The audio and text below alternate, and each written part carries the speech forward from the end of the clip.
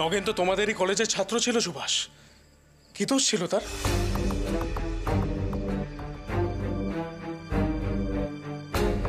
তাকে তো বিনা দোষে ধরে নিয়ে গেছে পুলিশ। তাহলে কি এটাই একমাত্র পথ যতীনদা? ডাকাতি হলে পুলিশ তো তার তল্লাশি করবেই, সেটাই তো তার কাজ। পুলিশের চাকরি করাটাই কি অপরাধ?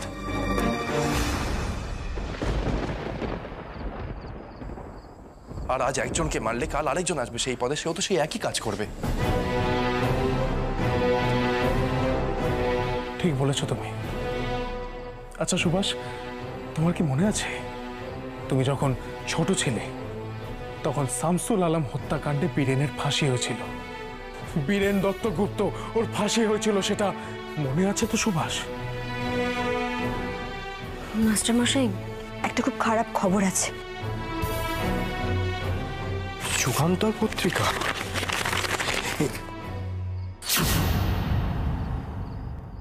আলিপুর কোর্ট চত্বরে শামসুল আলমকে গুলি করে হত্যা করার অপরাধে বিপ্লবী বীরেন দত্তগুপ্তর ফাঁসির আদেশ জানালো আদালত। মনে আছে। এই সরখেল সেই সময় একটা ভুয়ো খবরের কাগজ ছাপিয়ে বীরেনকে বুঝিয়েছিল যে আমি ধরা পড়েছি আর নিজের পিঠ বাঁচাতে পুলিশের রাজসাক্ষী হয়ে দলের সকলকে বিপদে ফেলেছি। ওর নাম বলে দিয়েছি আমি।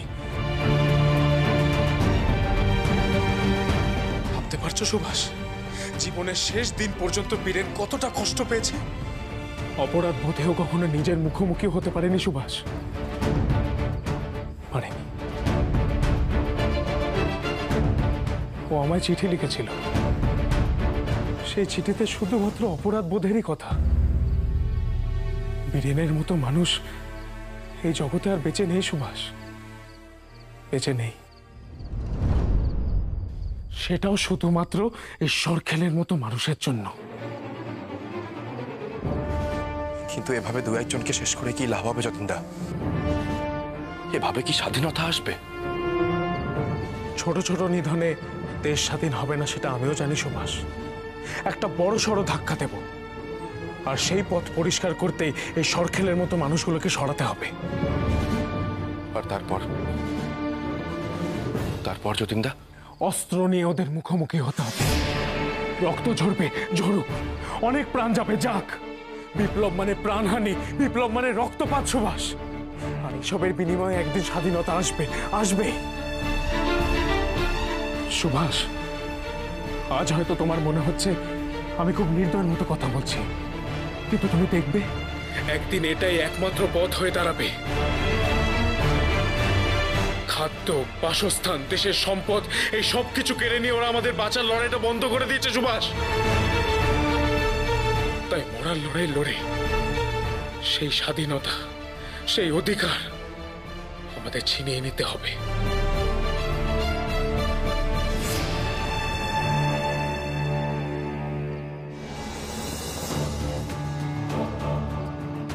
সুভাষ, কুরুক্ষেত্রের মহাযুদ্ধে স্বয়ং শ্রীকৃষ্ণ অর্জুনকে স্বজন নাশ করতে বলেছিলেন। কেউ কি শ্রীকৃষ্ণকে খুনি বলে? না সুভাষ। সুভাষ, একবার তুমি ভেবে দেখো, এই যে সরখেল, এও কিন্তু বঙ্গ সন্তান, আমাদের স্বজন।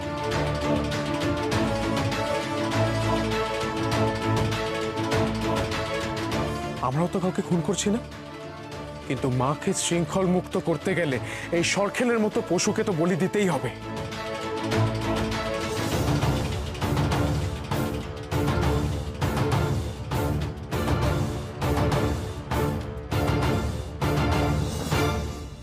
এই সরখেলের মতো মানুষগুলো নৃশংস পশু ছাড়া আর কিছু না সুভাষ।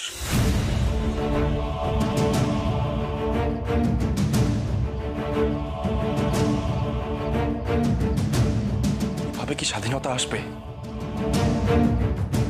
নাকি এ কেবল রক্ত ঝরানোর উত্তর প্রত্যুত্তর?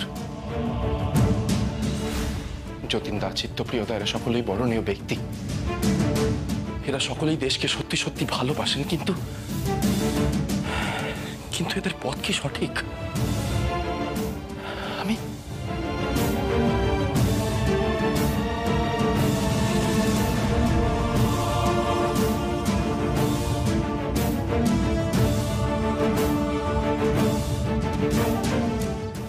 ধ্যান করো তুমি। ধ্যান করলে মন স্থির হবে। মন স্থির হলে তুমি ধারণ করতে পারবে এই জীবন দিয়ে তুমি কি করতে চাও। তবেই তুমি বুঝতে পারবে তোমার ধর্ম কি, তোমার বেঁচে থাকার উদ্দেশ্য কি।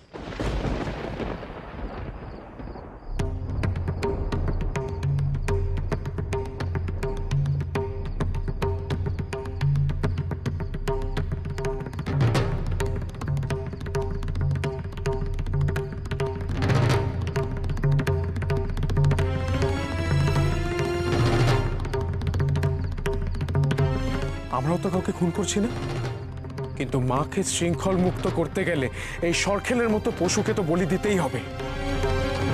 আমি কিছুতেই ধ্যানে মন বসাতে পারছি না কেন?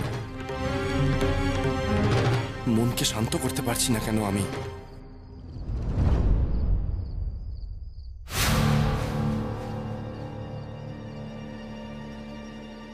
সুবি এখন ধ্যান করছে?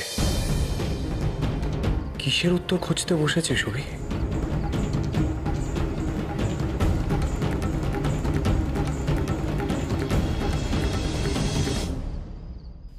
মেজ দাদা,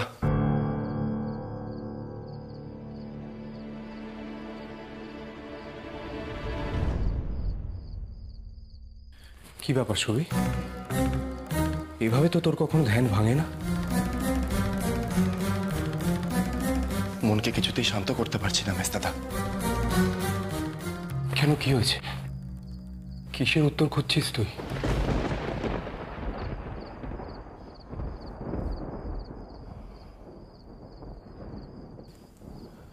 আজ যতীনদা, চিত্তপ্রিয়দায়ের সকলের সাথে আমার কথা হলো।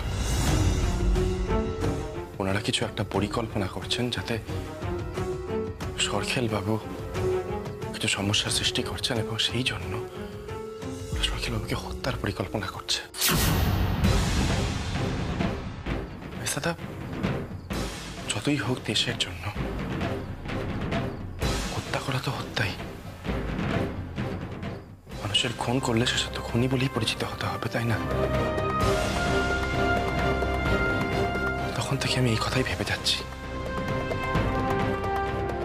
তুমি বলো মেজ দাদা, এই পথ কি ঠিক? এই প্রশ্ন একসময় আমার মনে এসেছিল সুবি। কি বলতো, আমাদের দেশের স্বাধীনতার জন্য যারা লড়ছেন তাদের মধ্যে এক একজনের এক একটা মত, এক একটা পথ।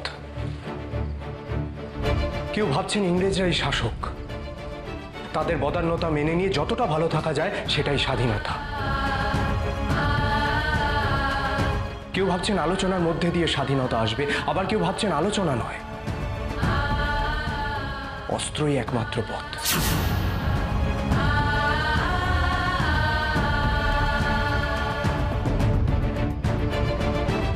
তোর কি মনে হয় সুবি, যতীনদাদের পথ ঠিক না ভুল? জানি না মেজ দাদা, সেই উত্তরটাই তো খুঁজে বেড়াচ্ছি। ঠিক ভুল কিছুই বুঝতে পারছি না। তবে এটা বুঝতে পারছি যে ওনারা কিছু একটা করার চেষ্টা করছেন, আর 10 জন ওনাদের দেশভক্তি দেখে অন্তত দেশের কথাটা ভাবছে। সেটাই বা কম কিসের বলো? তুই কি ভাবছিস? এদের দলে যুক্ত হবি?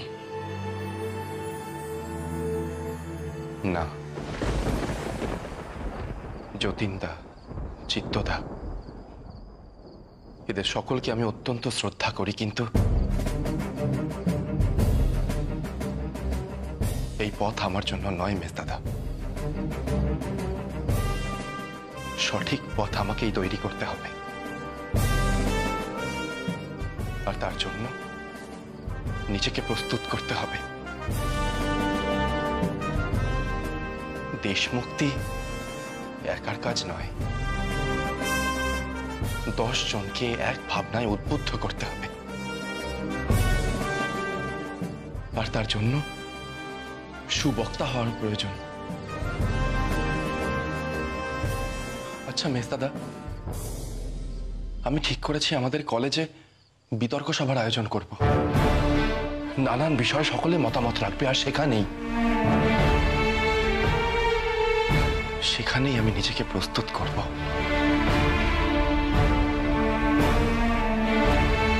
আমাকে প্রয়োজন হলে জানাস, আমি আছি।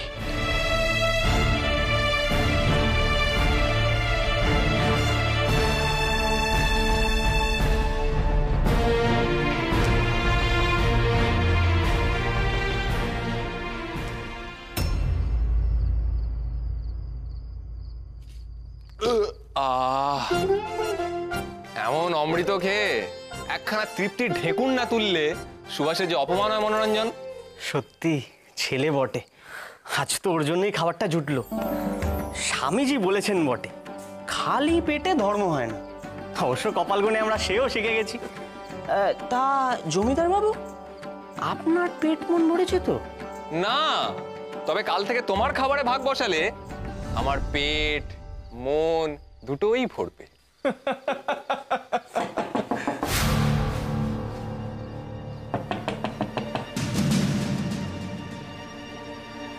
জল হবে একটু? কেউ আছেন?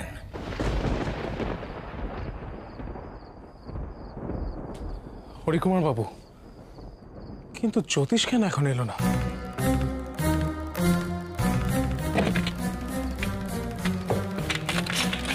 আসুন আসুন হরিকুমার বাবু।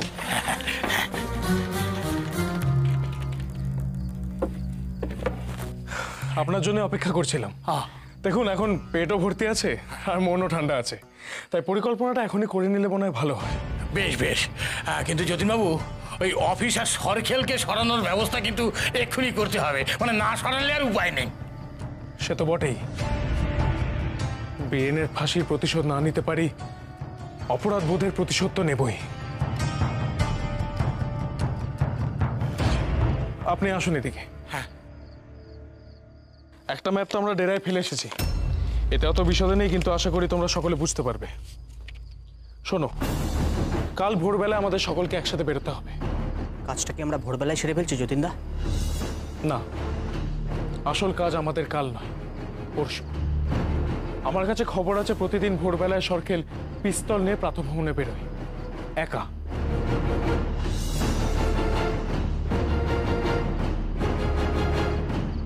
খবরটা কতটা পাকা সেটা কাল আড়াল থেকে আমরা সচক্ষে দেখে নেব।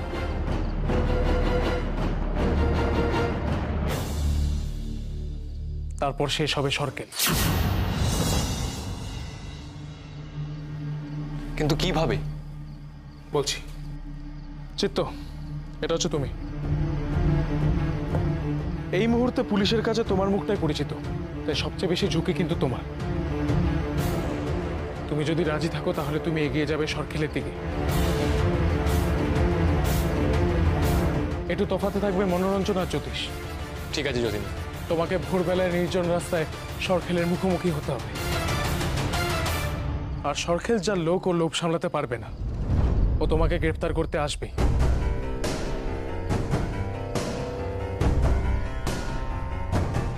আমরা সকলে আড়ালে থাকব।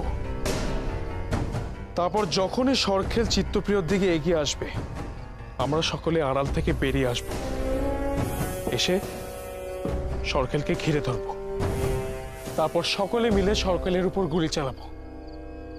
সরকেল শেষ হয়ে যাবে।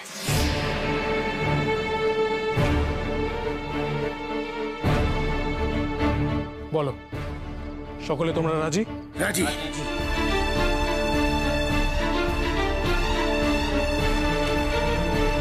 বন্দে মাতরম। বন্দে মাতরম।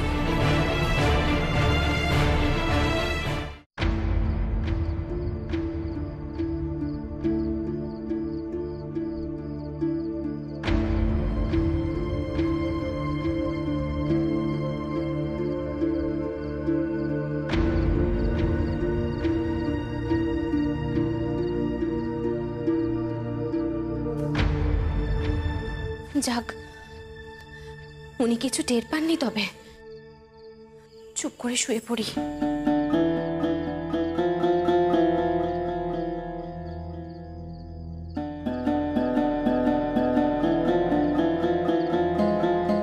দেশিদের রান্না তো অনেকক্ষণ হয়ে গেছে।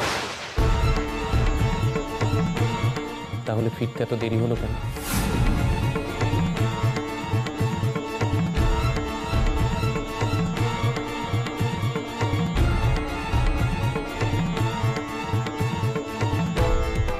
যে অন্যায় করে সে ভয় পায়। তোমার কি মনে হয় তুমি কোনো অন্যায় করেছো? আর যদি মনে হয় যে অন্যায় করেছো তাহলে গিয়েছিলে কেন? কি হলো, উত্তর দাও। আমার মনে হয় না আমি কোনো অন্যায় করেছি। মেজ দিদির মুখে শুনেছি মেজ দিদির বিয়ের পর থেকেই ছোটদাদার এই সমস্ত কাজে সাহায্য করতেন। এ কথা তো মেজ দাদাও জানেন। আর আপনারা তো সবাই মেজ দাদার কথা মানেন। সেই কথা ভেবেই আমি এ কাজে গিয়েছিলাম। আমার যে এ কাজ করতে বড্ড ভালো লাগে। এদিকে এসো, এখানে বসো। এসো।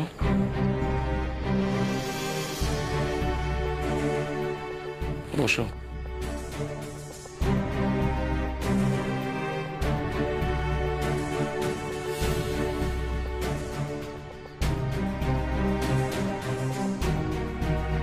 আমার দিকে তাকাও,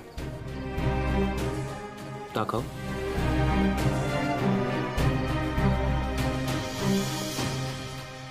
সেটা আমাকে জানাওনি কেন? ভয়।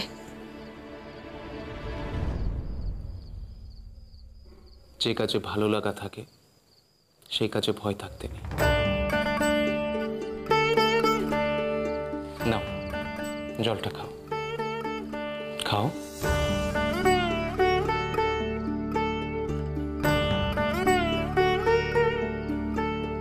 যদি এই কাজ করতে তোমার ভালো লাগে তুমি করো, আমার কোনো আপত্তি নেই। কিন্তু যদি কখনো বাবা মায়ের প্রশ্নের মুখে পড়ো, সে উত্তর কিন্তু তুমি দিও।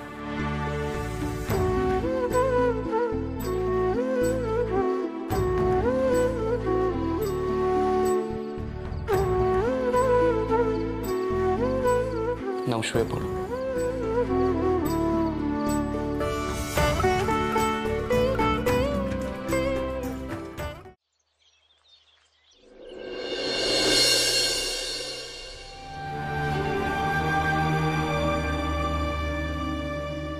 যতীনদারা নিশ্চয়ই এতক্ষণে সরখেলকে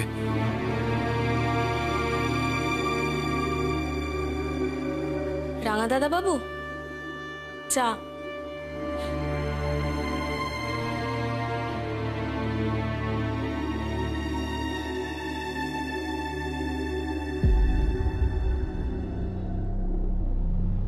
কি ব্যাপার সুভাষ? আরে হেমন্ত, এক মনে বসে বসে কি ভাবছো বলো তো? মুখ্য দাদি, আরেক কাপ চা নিয়ে এসো। আনছি রাঙা দাদা বাবু। হেমন্ত, তুমি যে পথে এলে সেই পথে কি কোনো রকম খুনের খবর শুনেছ? তুমি সরখেলের ওই ব্যাপারটার কথা বলছো? না, তেমন কিছু শুনিনি। খবর নিলে জানতে পারবো। যাবে একবার ওই বাড়িতে? না, ওরা যদি সত্যি কোনো কাণ্ড ঘটাবার জন্য বেরিয়ে থাকে তাহলে আমার মনে হয় না আরো তাড়াতাড়ি ওরা ফিরবে বলে। আর তাছাড়া চারু, নন্দ, গোপাল এদের সাথে একটু আলোচনা আছে। একটু বেলার দিকে যাবো সবাইকে নিয়ে তেলে ভাজা খেতে। তুমি যাবে তো? দাদা বাবু, চা। চা খাও। তোমার এই সময় হঠাৎ তেলে ভাজার কথা মনে পড়লো কেন? এখন কি তাহলে চায়ের সাথে তেলে ভাজা আনবো দাদা বাবু? দেখেছো, মুখ্য দাদিও জানে তেলে ভাজার কথা চায়ের সাথেই মনে পড়ে, বুঝলে? দেখো সুভাষ, আমি তোমাকে এই কদিনে যেটুকু চিনেছি তাতে এটা বলতে পারি যে হেসে উড়িয়ে দিল এমনি এমনি কোনো কথা বলার ছেলে তুমি নও। তেলে ভাজার গন্ধের মধ্যে কি অন্য কোনো গন্ধ আছে? ভেরি গুড হেমন্ত, আমরা দুজনেই যে বেনিবাবুর ছাত্র সেটা বেশ টের পাচ্ছি। কেউই কম যায় না। তা ঠিক ধরেছো বটে, অন্য একটা গন্ধ আছে বটে। তোমাকে বলেছিলাম মনে আছে, একটা বিতর্ক সভা আয়োজন করার কথা ভাবছি। সেই বিষয়েই একটু আলোচনা করবো আর কি।